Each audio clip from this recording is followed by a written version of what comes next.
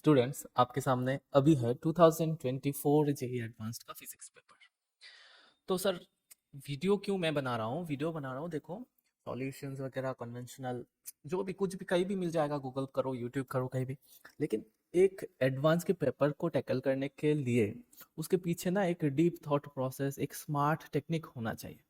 तो हर क्वेश्चन में कोशिश करूंगा कि कन्वेंशनल मेथड के बियॉन्ड जाके मैं अपना थॉट लगाऊं। और वो आपको, देखो, अगर मैं 5 मिनट के लिए भी कैमरे के सामने आ रहा हूँ ना, तो कुछ ना कुछ कॉन्सेप्ट और फील आपको सिखा के ही जाऊंगा।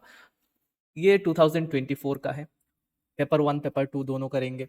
23 22 20 मिनिमम 5 साल का पेपर करते करते मैं ये गारंटी देता हूँ कि आपको आसान लगने लगेंगे जेईई एडवांस के क्वेश्चंस भी, अगर आपका थोड़ा बहुत सिलेबस कंप्लीट है तो। और फिजिक्स में इंटरेस्ट वो तो होना ही चाहिए, ठीक है। तो जो भी लोग जे एडवांस को डरते हो ना, इतना भी कुछ नहीं है भाई। तो ध्यान से इस वीडियोस को फॉलो करना, ठीक है। और फिर डायरेक्टली जाते हैं पेपर पे। हर क्वेश्चन के पीछे का साइकोलॉजी को समझेंगे, उसको कैसे अटेम्प्ट करना है, कैसे डिफरेंटली मतलब थिंकिंग कर सकते हैं, वही हमारा एम है। तो सीखिए इसमें कैसे वो करते हैं। सेक्शन 1 है यहाँ पे, पेपर 1 का 2024। हर साल में डिफरेंट डिफरेंट तरीके रहते हैं, तो इंस्ट्रक्शन पढ़ना ज़रूरी है। 24 में देखते हैं क्या हुआ। 24 में 4 सेक्शन था पेपर 1 में। हर सेक्शन को हम डिटेल एनालिसिस करेंगे। अभी हमारे सामने है सेक्शन 1, उसके बाद करते हैं। 4 सेक्शन आएंगे, ठीक है, उसमें अलग अलग टाइप के क्वेश्चन रहेंगे, मार्किंग स्कीम भी अलग। तो सेक्शन 1 जो है, इसमें 4 क्वेश्चन से टोटल कितने अटेम्प्ट करने हैं? चारों के चारों। और +3 अगर करेक्ट हुआ, अगर गलत कर दिया, एक ही करेक्ट आंसर है, गलत कर दिया तो -1। As simple as it is. पहले क्वेश्चन में जाते हैं। पहला question, first question, unit and dimension से आ गया। तो यूनिट एंड डायमेंशन ऐसा चीज है ना, जो कि नीट में, जेई में, एडवांस्ड में, हर जगह आना ही आना है इसको, ठीक है। तो क्वेश्चन को पढ़ते हैं और देखते हैं कैसे। बोल रहा है कि डायमेंशनलेस क्वांटिटी है एक। इफ द डायमेंशनलेस क्वांटिटी देखो, मैं पहले लास्ट लाइन पढ़ रहा हूँ, सोचना मैं क्या कर रहा हूँ वो देख। Dimensionless quantity is written as this, ये एक डायमेंशनलेस क्वांटिटी बोल रखा है। और ऑप्शंस में एन दिया हुआ है। तो एन बोल रहा है कि जीरो, नॉन जीरो इंटीजर। तो अल्फा बीटा गामा डेल्टा क्या होगा, वैल्यूज किस सेट में रहेंगे, प्लस माइनस, मतलब साइन का ही लोचा हो रखा है, साइन और जो इनके रेशियोज पूछ रहे हैं। ऑप्शन देख के पता चल रहा है। अभी वो ई एप्सिलॉन नॉट एच सी का डिटेल्स बोल रखा है कि इलेक्ट्रॉनिक चार्ज है, परमिटिविटी ऑफ स्पेस है, प्लैंक्स कांस्टेंट है, स्पीड ऑफ लाइट सी है, ठीक है। तो हम क्या करेंगे, अगर कन्वेंशनली जाए, जिस तरह से सॉल्यूशंस होते हैं, जिस तरह से सॉल्व किया जाता है, वो तो मैं तो ऐसे इस क्वेश्चन को एटलीस्ट ऐसे नहीं करने वाला। तो देखते हैं कैसे सर कैसे करते हैं। तो इस क्वेश्चन में कन्वेंशनल वे बहुत ही आसान है। पहले तो आसान तो मतलब एप्सिलॉन नॉट का आपको पता होना चाहिए, या फिर निकालना चाहिए, आपको निकालने पड़ेंगे, वहाँ पे टाइम कंज्यूमिंग चीज़ है। प्लैंक्स कांस्टेंट का भी डायमेंशनल फॉर्मूला लिखना चाहिए, लिखना आना चाहिए। और उसके बाद ये जो क्वांटिटी हमें गिवन है वो डायमेंशनलेस बोल रहा है, तो हम इसको 0 0 करके इक्वल करेंगे पावर में। और जो पहला जो है चार्ज को हम करंट और टाइम से मल्टीप्लाई करके लिख सकते हैं। सी जो है स्पीड ऑफ लाइट, उसको हम एल टी टू पावर -1 से लिख सकते हैं। बाकी दोनों का डायमेंशन बिठाएंगे, उसको बेटा उसको एम एल टी और आई में अगर अलग अलग करेंगे तो इस तरह से कुछ दिखेंगे, ठीक है। ये तो हम इजीली कर सकते हैं, लेकिन इसको ना करने में टाइम लग रहा है। देखो आप पहले तो याद करो ये इसका क्या है, इसका क्या है, उसके बाद कैलकुलेशन करो। फिर आएगा आपके पास 4 इक्वेशन, 4 इक्वेशन आएगा। तो 4 इक्वेशन का मतलब कैसे, ये वाला जीरो पार्ट पावर कंपेयर करके, नीचे और ऊपर, ये वाला जीरो, ये भी जीरो, ये भी जीरो, इन चारों को जीरो करके फिर कंपेयर करके सॉल्व, थोड़ा बहुत सॉल्व करके फिर हमें निकालना पड़ेगा कि कौन से कॉम्बिनेशन में आ रहा है, किसका कितना टाइम्स आ रहा है दूसरा क्वांटिटी। जैसे कि गामा अल्फा का कितने टाइम है, 2 टाइम्स हुआ तो रेशियो कितना आएगा, 1:2, इस तरह से निकालते होंगे। लेकिन मैं सोच रहा हूँ कि इसको ऐसे ना करके, अगर थोड़ा क्वेश्चन को डीपली ऑब्जर्व करें, तो क्या मिल रहा है हमें यहाँ पे, एच और सी मिल रहा है, ठीक है। एच और सी एक साथ कहाँ मिलता है, Planck's constant H C by lambda, इस चीज को देखना, ठीक है। क्या क्या चीज है हमारे पास, electron, epsilon naught, charge epsilon naught, और प्लैंक्स कांस्टेंट सी। तो एच सी बाई जो लेमडा है वो तो एनर्जी है सर। हाँ एनर्जी है। अच्छा, तो चार्ज और एप्सिलॉन नॉट से एनर्जी कौन से चैप्टर में हो, कैसे हो सकता है, सोचना। फिर अगर ठीक से सब कुछ आपके राडर में है, फिजिक्स से कॉन्सेप्ट आपका ठीक ठाक है, मतलब याद है सब कुछ, तो क्लिक करना चाहिए कि सर कैपेसिटर में क्यू स्क्वायर बाई टू सी भी तो कैपेसिटर के अंदर की एनर्जी था। हम इन दोनों को कंपेयर कर सकते हैं, दोनों साइड एनर्जी है। ठीक। अच्छा, क्योंकि हमें रेशियो निकालना है, ठीक है, कुछ ऐसा नंबर नहीं है कि न्यूमेरिकल वैल्यू निकालना है, रेशियो निकालना है, इसलिए हम कंपेयर कर सकते हैं। अब यहाँ पे देखो, लेमडा का डायमेंशन मीटर में, एच को रखते हैं यहाँ, चार्ज तो ई है दिया हुआ है, ई स्क्वायर रख दिया, तो और जो capacity C light of speed of light नहीं, ये कैपेसिटेंस है। कैपेसिटेंस क्या होता है, epsilon naught A by D, तो मतलब एप्सिलॉन नॉट यहाँ पे metre square divided by D को मीटर हो जाएगा। ठीक है, काट देंगे तो एप्सिलॉन नॉट मीटर, तो सी के बदले हमारे पास एप्सिलॉन नॉट मीटर आ रहा है, मीटर मीटर कैंसिल हो गया। अब लेफ्ट साइड में हम, एक साइड में हम डायमेंशनलेस बना देते हैं, तो क्या आएगा देखते हैं। यहाँ पे 1 कर देंगे, डायमेंशनलेस हो जाएगा, दोनों को इस तरफ ले जाते हैं, हाफ तो ज़रूरत नहीं है, कंपेयर करेंगे तो ई स्क्वायर मतलब ई का पावर 2, एच का -1, ई का -1, एप्सिलॉन नॉट का -1। अब हम चलते हैं ऑप्शंस की तरफ। पहले तो है ई एप्सिलॉन एच सी, ई बाकी तीनों तो आइडेंटिकल है, ठीक है ना, एप्सिलॉन एच सी, तो मतलब 2 -1 -1 -1, 2 -1 -1 -1, और कोई है इस तरह के, और नहीं है, बस option A correct answer sir, option A.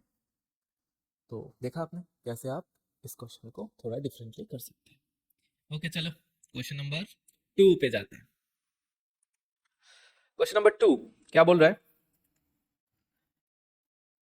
लगता है मैग्नेटिक फील्ड से, हाँ मैग्नेटिक फील्ड से, infinitely long wire located on Z axis. आपके डायग्राम्स जितना सिंपल होगा, आपके राफ जितना क्लीन होगा, इतना प्रोबेबिलिटी इंक्रीज हो जाता है कि वो क्वेश्चन आपसे सॉल्व हो जाएंगे विद इन टाइम। ठीक है, तो इस बात को ध्यान रखना। An infinitely long wire located on the Z axis, okay fine, ठीक है, carries a current I in plus Z direction. अगर हम इस तरफ x मान ले, इस तरफ y मान ले, तो z को बाहर की तरफ मान लेते हैं कि बाहर की तरफ करंट जा रहा है z से, बोल दिया। And produces magnetic field B, अच्छा ठीक है, करंट जा रहा है तो सर्कल से वो मैग्नेटिक फील्ड करता है। ठीक है, एक मैग्नेटिक फील्ड का लाइन भी बना देता हूँ, कर रहा है मैग्नेटिक फील्ड, ठीक है, इस तरह से ये राउंड वाला मैग्नेटिक फील्ड लाइन है। तो अभी the line integral B dot D L निकालने बोला है from point this to point this. अभी एक चीज देखना होगा कि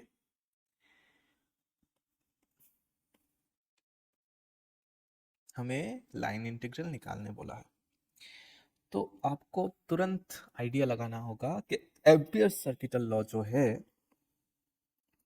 B dot D L equals to mu naught I enclosed, इस चीज को यूज करना है। ठीक है, इस चीज को यूज करना है, वो तो आइडिया लग रहा है। अब पॉइंट को हम स्पेसिफाई करते हैं, कहाँ से कहाँ तक। अगर √3 डायमेंशन लगाएंगे तो √3 इस तरफ आएगा, -√3 ए, ठीक है। तो अगर हम इसको √3 मानेंगे, इस जगह को √3, इसको 1, बाकी पार्ट तो 0 ही है। ठीक है, फिर इसका लोकेशन आ जाए, कोऑर्डिनेट बिठा रहा हूँ और कुछ नहीं, डरना मत। तो इसमें ऐसे आ रहा है, ठीक है, तो ये वाला तो tan31/√3 आ रहा है, तो ये वाला 30 डिग्री हो गया, मतलब इस सेक्शन का एंगल हो गया 60 डिग्री। ये हुआ हमारा पॉइंट ए। पॉइंट बी में ले जाना है, पॉइंट बी तो ए और ए है, मतलब 45 डिग्री करके आएगा, सीधा सीधा दिख ही रहा है। ये पार्ट भी ए है, ये पार्ट भी ए है, मतलब एंगल हो गया 45 डिग्री। ठीक है, ओके। तो इस स्ट्रेट लाइन में हम क्या करते हैं कि इसको नाम दे देते ABC, एक लूप बना दिया।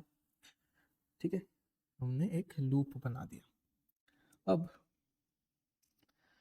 इस लूप में अगर हम क्लोज इंटीग्रेशन करेंगे तो हमारा integration B dot D L equals to mu naught I enclosed होना चाहिए।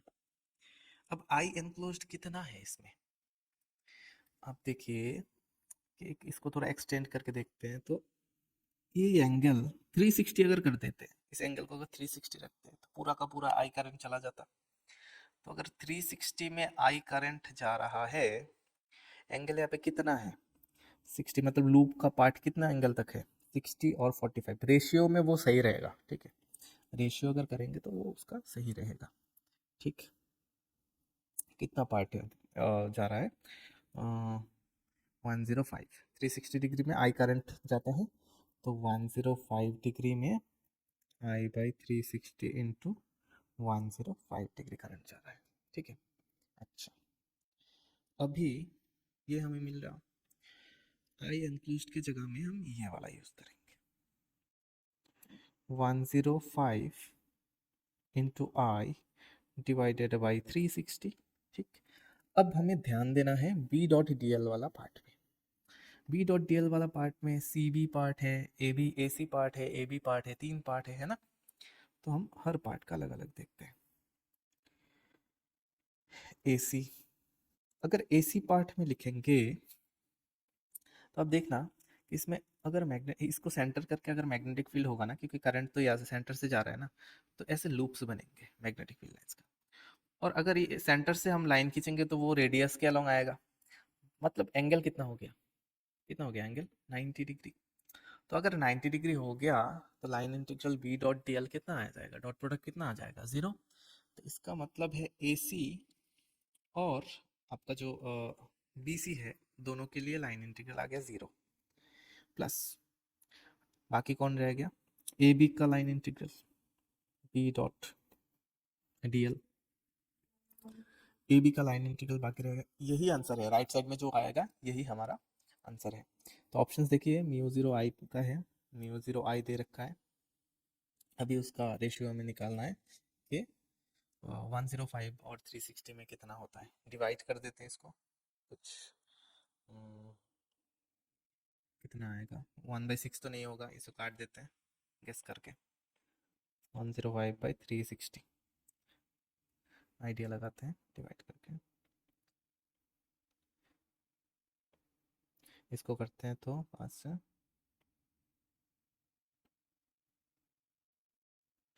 ठीक है ना, 3 से डिवाइड करेंगे तो ठीक है, 3 से डिवाइड करें 7 आएगा। तो ऑप्शन नंबर 1 आ रहा है, क्या आ रहा है 7 mu naught I divided by 24।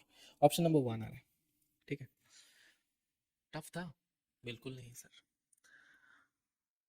तो सही से थोड़ा सा क्लीन सोचोगे तो जल्दी आ जाएगा। चलो क्वेश्चन नंबर 3 में चलते हैं। 4 क्वेश्चन है, चारों के चारों सॉल्व करेंगे। क्वेश्चन नंबर 3 इज, दो बीड है, हाँ ये बहुत अच्छा क्वेश्चन। दो बीड है जिसमें बीड में छोटा सा पॉइंट मास चार्ज है, मास भी है, और हॉरिजॉन्टल फ्लोर पे है, फ्रिक्शनलेस है। हॉरिजॉन्टल एमजी का केस ही नहीं आएगा। नॉन कंडक्टिंग लूप में, हुप मतलब लूप ही मान लो, लूप ऑफ रेडियस आर उसमें लगा हुआ है। अब बोल रहा है, अब क्वेश्चन शुरू हो रहा है। अभी ड्राइंग बताया, अभी तक हम एक ड्राइंग कर ही लेते हैं। एक हुप बना दिया, ठीक है, उसमें एक बीड को ग्लू कर दिया। तो मान लेते हैं कि यहाँ पे एक बीट ग्लू हो गया, चार्ज इसमें क्यू है, मास इसका एम है, ये ग्लूड, ये मतलब ये फिक्स्ड हो गया। While the other one performs small oscillations about its equilibrium position along the hoop। अब दूसरा वाला अगर मूवमेंट करने के लिए छोड़ देंगे तो ये एक्सट्रीम पॉइंट पे आएगा, पॉइंट पे आके इक्विलिब्रियम में रहेगा, क्योंकि यहाँ पे देंगे तो इसमें नेट फोर्स आ जाएगा, ठीक है ना, इसके रिपल्शन की वजह से। तो ये अल्टीमेटली रहेगा कहाँ पे, एकदम दूर वाला पॉइंट डायमीटर के अलावा, दूसरे एंड पे diameter. The square of the angular simply omega square पूछ रहा है, ठीक है, सिंपली ओमेगा स्क्वायर पूछ रहा है। तो हम इजीली निकाल सकते हैं, अगर हम टाइम पीरियड निकाल लें तो वहाँ से ओमेगा मिल जाएगा, ओमेगा स्क्वायर, या फिर हम एक्सेलरेशन को माइनस ओमेगा स्क्वायर एक्स करके भी निकाल सकते हैं, किसी भी तरह। तो मैं यहाँ पे एंगुलर में करने के लिए ज़्यादा फील आ रहा है, दोनों तरीके से हो सकता है। मुझे लग रहा है कि एंगुलर से ज़्यादा आएगा, तो एंगुलर का अटेम्प्ट करते हैं। तो यहाँ पे हुआ सेंटर जिस सर्कल के अलोंग बीड, दूसरा बीड जो ना इसे चार्ज क्यू है, मास एम है, ये घूमेगा। अब मान लेते हैं कि ये डिस्प्लेसमेंट भी बहुत छोटा सा दे रखा है, लेकिन हम पिक्चर के लिए थोड़ा एंगल को ज़्यादा करके ड्रॉ कर रहे हैं,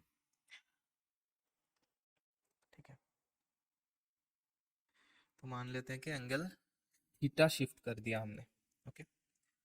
तो इसमें फोर्स लग रहा है, कितना फोर्स लग रहा है, फोर्स लिखते हैं सिंपली, टेंशन लेने की कोई ज़रूरत नहीं, सिंपल सा क्वेश्चन है। देखो अगर फोर्स यहाँ पे आएगा तो वो फोर्स का वैल्यू कितना आएगा, K Q square divided by R square. R निकालना पड़ेगा, आर कौन सा है, ये जो हमने कॉर्ड ड्रॉ किया वो कौन सा सर, ए बी कॉर्ड, ये है आर। तो आर निकालने के लिए हम क्या करते हैं, जियोमेट्री इन्वॉल्व हो रहा है, क्लास 8-9 का। हमने यहाँ पे एक और ड्रॉ कर दिया, एक और ड्रॉ कर दिया, तो ये वाला एंगल भी थीटा हो गया, ठीक है। ये वाला एंगल कितना हो गया, 2 थीटा, डबल हो गया। अब ठीक है, अब इसमें यहाँ से एक परपेंडिकुलर ड्रॉ करेंगे, तो ये वाला आर है, ये भी साइड आर है, तो ये आर हुआ, तो इस ट्राइंगल को फॉलो करिए। कौन सा ट्राइंगल सर, इस ट्राइंगल को फॉलो करिए। ये हाइपोटेनियस हो गया, ये बेस हो गया, तो बेस क्या आएगा, आर कॉस थीटा। सिमिलरली ये भी आर कॉस थीटा, मतलब पूरा साइड लेंथ कितना आ गया, पूरा साइड लेंथ कितना आ गया, 2 आर कॉस थीटा, ठीक, मिल गया। तो हम एफ में नीचे 2 R cos theta whole square लिख रहे हैं। अभी हमें बीड में रिस्टोरिंग फोर्स निकालना है, ठीक है। हम करेंगे क्या, जो रिस्टोरिंग फोर्स है एंगुलर में करेंगे तो रिस्टोरिंग टॉर्क लिखेंगे, वो तो फोर्स मल्टीप्लाइड बाई जो भी रेडियस वगैरह है वो लिखना पड़ेगा ना, रेडियस। तो अभी रिस्टोरिंग फोर्स लिखना पड़ेगा F perpendicular into R. F perpendicular देखते हैं, उससे पहले हमें आर देखना चाहिए। देखो अभी हमें कौन से पॉइंट के रेस्पेक्ट पे टॉर्क लिखना है वो डिसाइड करना है। अगर इस पॉइंट के रेस्पेक्ट पे लिखेंगे तो इसका परपेंडिकुलर निकालने में बहुत दिक्कत होगा हमें, ठीक है, एंगल वगैरह में बहुत दिक्कत होगा। तो इसलिए हम चूज कर रहे हैं कि रेडियस वाले पार्ट के हिसाब से टॉर्क लिखते हैं। अगर इसके हिसाब से टॉर्क लिखेंगे तो टेंजेंट ड्रॉ करेंगे तो सीधा सीधा टेंजेंट ही हमारा एफ परपेंडिकुलर हो जाएगा। तो ये आसान फील हो रहा है, तो इसी हिसाब से आगे बढ़ते हैं। तो फोर्स का हम टेंजेंट, एक टेंजेंट का डायरेक्शन ड्रॉ कर देता हूँ पहले, ये हो गया। एक रेडियस का डायरेक्शन ड्रॉ कर देता हूँ पहले, ये हो गया। मतलब ये दोनों को एक्सिस के हिसाब से मान सकते हैं कि ये एक्स तो ये वाई, इस तरह से। तो अभी हमें हमारा जो रिस्टोरिंग फोर्स आएगा वो इस तरफ आना चाहिए, लेकिन हमें एंगल नहीं पता कि एंगल क्या है, ठीक है। इसलिए एंगल ढूंढना पड़ेगा अभी। चलो एंगल ढूंढते हैं। ये थीटा हुआ कौन सा सर, ये वाला थीटा हुआ, तो मुझे लग रहा है ये वाला भी थीटा हो गया, सिंपल है। ये लाइन थीटा है, तो फिर तो एफ साइन थीटा डायरेक्ट आ रहा है, ठीक है। ये थीटा हो गया, ये थीटा हो गया, तो ये वाला एफ साइन थीटा हो गया, ठीक। तो हमारा रिस्टोरिंग फोर्स मतलब एफ परपेंडिकुलर कौन सा आ रहा है, sine theta, F sine theta. तो let us write down the torque, K Q square divided by 4 R square cos square theta multiplied by sine theta into, हम किस पॉइंट के अबाउट ले रहे हैं टॉर्क, सेंटर को चूज किए थे हमने, तो इसका डिस्टेंस परपेंडिकुलर कितना हो गया, simply R multiplied by R. अब एंगल हम बहुत छोटा लेंगे क्योंकि इसमें ऑसिलेशन का, स्मॉल ऑसिलेशन का बात बोल रहे हैं, स्मॉल ऑसिलेशंस, तो छोटा ऑसिलेशन है तो साइन थीटा तो थीटा में आ जाएगा, और कॉस थीटा का वैल्यू कितना आ जाएगा 1, और वेरी स्मॉल थीटा। तो टॉर्क हमारा मिल जाएगा K square Q square by 4 R square into R into theta. R से आर स्क्वायर का स्क्वायर वाला पार्ट काट देते हैं, तो टॉर्क फाइनली हमारा क्या आ रहा है, के क्यू स्क्वायर, मॉड लगा देते हैं, डायरेक्शन तो माइनस आएगा ना, डायरेक्शन की वजह से हम माइनस यहाँ से भी लगा सकते हैं, कोई बात नहीं, मॉड को हटा ही देते हैं। तो देखो के क्यू स्क्वायर बाई 4 आर, ठीक है। के को हम थोड़ा स्प्लिट कर देते हैं, क्यों क्यों करना है, क्योंकि ऑप्शन में देखिए पाई एप्सिलॉन नॉट सब कुछ है, पाई भी है एप्सिलॉन नॉट भी है, तो हमें जो कांस्टेंट है इलेक्ट्रोस्टैटिक उसको स्प्लिट करना है। तो स्प्लिट करेंगे तो ऊपर सिर्फ क्यू स्क्वायर रहेगा और नीचे एक 4 आएगा, तो 4 4 16 16 pi epsilon naught R into theta, ये आ रखा है। अभी देखिए हम इसको कंपेयर कर देते हैं सीधा सीधा, ठीक है। हम इसे डायरेक्टली कंपेयर कर देते हैं torque equals to minus C theta के साथ। सी एंगल है, कांस्टेंट है, तो एंगुलर फॉर्मेट में आ गया। अभी इसमें हमारा टाइम पीरियड का फॉर्मूला क्या हो रहा है, ओमेगा का भी हम डायरेक्टली याद रख सकते हैं, लेकिन अभी मुझे टाइम पीरियड का याद है तो इसी से निकालते हैं। आई बाई सी, ठीक है, 2 pi into root under I. आई क्या है, मोमेंट ऑफ इनर्शिया, कौन से पॉइंट के अबाउट, जिस पॉइंट से अबाउट घूम रहा है उस पॉइंट के अबाउट, ठीक है। तो सी थीटा, अभी एक चीज और ध्यान रखना है, सी थीटा जो है ना, हमने थीटा जो कंसीडर किया था, लेकिन टॉर्क लिखते वक्त हमारा थीटा क्या बन गया था, 2 थीटा। इस पॉइंट के अगेंस्ट लेंगे तो, इस पॉइंट के अगेंस्ट लेंगे तो यहाँ पे एंगल कितना ट्रेस हुआ था, 2 थीटा। तो अगर 2 थीटा ट्रेस हुआ तो हमें यहाँ पे एक 2 थीटा लगवाना है थीटा की जगह।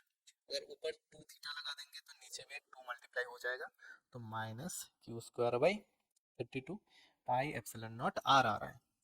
अभी 2 pi into root under I by C, इस चीज को लिखेंगे 2 pi into root under I. आई सर कौन से पॉइंट के अबाउट से, सेंटर जिसके अबाउट घूम रहा है। तो एक पार्टिकल है मास एम का, आर डिस्टेंस में घूम रहा है, तो कितना होगा, सिंपली एम आर स्क्वायर, ठीक है। तो डिवाइडेड बाई सी निकाल लेते हैं, 32, सॉरी, क्यू स्क्वायर, सी वाला पार्ट ये वाला है, ठीक है, ये सी हो गया हमारा, क्यू स्क्वायर ऊपर चला गया 32, 23 लिखते हैं, 32 पाई एप्सिलॉन नॉट आर। तो simply what we get, 2 pi into root के अंदर M R cube 32 pi epsilon naught divided by Q square. अभी इस चीज़ को ले जाते हैं, हमें ओमेगा स्क्वायर निकालने बोला था, ठीक है। तो ओमेगा क्या होता है, 2 पाई बाई टी, तो ओमेगा स्क्वायर क्या होगा, 4 पाई स्क्वायर बाई, अगर ओमेगा डायरेक्टली याद रहे तो ठीक है, मुझे अभी याद नहीं तो मैं एक्स्ट्रा लाइन कर रहा हूँ, तो ठीक है, 4 pi square divided T square करेंगे तो नीचे एक 4 पाई स्क्वायर आएगा, ठीक, उसके साथ नीचे आएगा 32 pi epsilon naught M R cube, और क्यू स्क्वायर वाला पार्ट ऊपर चला जाएगा, कैंसिल करेंगे, तो इस तरह आ रहा है ओमेगा स्क्वायर, ये वाला, ठीक है। हम देख लेते हैं ऑप्शंस, ऑप्शंस पे 32 है, 8 है, 16 है, 4 है। हाँ, अगर मतलब गलती से भी यहाँ पे 2 थीटा नहीं करते तो आपका 16 आता, तो और आपको मिलते -1, पूरी मेहनत करने के बाद भी -1 मिलता, ठीक है। तो आंसर कौन सा होगा सर, ऑप्शन बी 32 वाला, सेम ही देखो 32 pi epsilon naught R cube है, क्यू स्क्वायर। सिंपल सा है, बस ध्यान रखना है, सारे आपके जो इंस्टिंक्ट है उसको अलर्ट रखना है एग्जाम के हॉल में, और कूल एंड कंपोज इसीलिए होना बहुत ज़रूरी होता है, ठीक।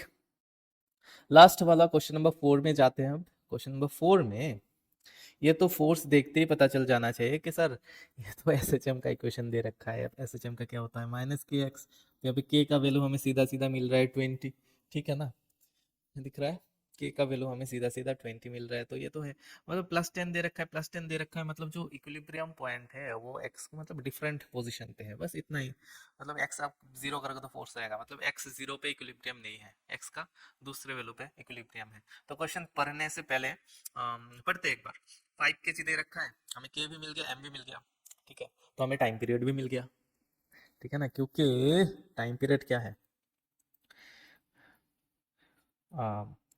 2 pi into root under m/k, तो टाइम पीरियड ही निकाल लेते, डेटा मिलते, पता नहीं क्यों, बस निकालने का मन निकाल ही लेते। 2 pi into root under m 5/k 20, वो दिख गया था मुझे 5/20 वाला रेशियो, तो इसीलिए निकाल लिया। पाई से 4 कट किया तो पाई आ रहा है टाइम पीरियड। अभी टाइम पीरियड अगर पाई आ रहा है, अब उसको ड्रॉ करके देखते हैं कि पार्टिकल कहाँ से कहाँ जा रहा है। डायग्राम ही बेस्ट है यार, डायग्राम ड्रॉ कर लिया सक्सेसफुली तो आधा क्वेश्चन मान लो सॉल्व हो गया। तो अब हमें इक्विलिब्रियम पोजीशन निकालना है, तो फोर्स जीरो होता है इक्विलिब्रियम पे, अगर फोर्स जीरो होगा तो मतलब 20x + 10 जीरो हो गया, नेट फोर्स जीरो होता है ना, तो जीरो हो गया, तो x का वैल्यू कितना आ रहा है, एक्स का वैल्यू हाफ आ रहा है, एक्स का वैल्यू हाफ आ रहा है, मजा आ रहा है, ठीक है। तो सर एक्स जीरो पे तो इक्विलिब्रियम नहीं है, एक्स हाफ पे कहीं पे पॉजिटिव आ रहा है, ठीक है, पॉजिटिव एक्स पे हमारा इक्विलिब्रियम आ रहा है, यहाँ पे फोर्स जीरो है, और इक्विलिब्रियम पोजीशन में वेलोसिटी कितना हो जाता है, मैक्सिमम वेलोसिटी हो जाता है, याद रखना है यहाँ पे maximum velocity which is a omega S हो जाता है। अब उन्होंने और डेटा दे रखा है कि x = 1 पे, मतलब यहाँ पे हाफ के बियॉन्ड +1 पे, t = 0 पे पार्टिकल रेस्ट पे है, पार्टिकल रेस्ट में कहाँ पे रहता है, एक्सट्रीम में, एसएचएम में, एक्सट्रीम में, मतलब ये वाला इसका एम्पलीट्यूड पार्ट है। और यहाँ पे है इसका 0,0 मतलब मीन पोजीशन। तो मतलब इसका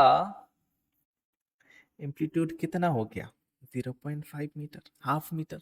ठीक है, हाफ मीटर। तो अब इस चीज को क्वेश्चन में पूछ क्या रहा है, देखते हैं। The position and momentum of block at T equals to pi. Pi तो सर टाइम पीरियड है, पाई/4 तो फिर टी/4 हो गया। अगर टी/4 हो गया ये, तो आप सिंपली देखो पार्टिकल यहाँ से ऑसिलेट करके यहाँ से ऑसिलेट करके यहाँ पे आएगा, मतलब इस बीच का टाइम दे रखा है टी/4।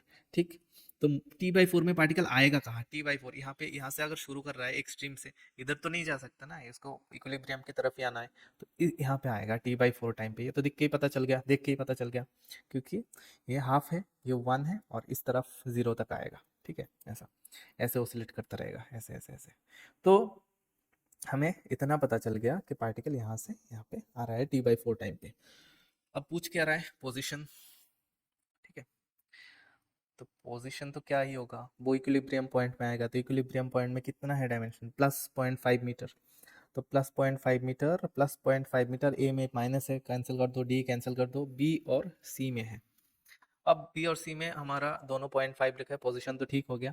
मोमेंटम पूछ रखा है, मोमेंटम ऑफ ब्लॉक कहाँ पे, उसी टाइम पे टी/4 के बाद, मतलब इक्विलिब्रियम पॉइंट पे मोमेंटम पूछ रहा है। इक्विलिब्रियम में स्पीड है ए ओमेगा, मास दे रखा है एम, मास है ए है ओमेगा है, सबको बिठाएंगे तो इसका मोमेंटम भी निकल जाएगा। लेकिन हमें इतना कुछ ना करके थोड़ा सा दिमाग और एक्स्ट्रा लगा देते हैं, तो देखना कि एक में 0 है और दूसरे में -5 है।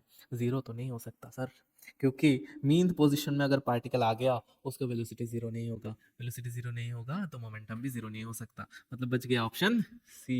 ठीक है, और माइनस भी है, मतलब डायरेक्शन लेफ्ट में भी आ रहा है।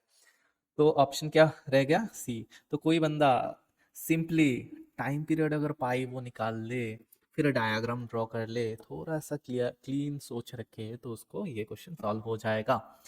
तो उम्मीद करता हूँ कि सब कुछ आपको अच्छा लगा। नेक्स्ट पार्ट के लिए सेक्शन 2 में जाने वाले हैं नेक्स्ट में, वो उसके लिए रेडी रहिए, और इसी तरह से एंजॉय करते रहेंगे पूरे जेईई एडवांस के पेपर के साथ। Thank you.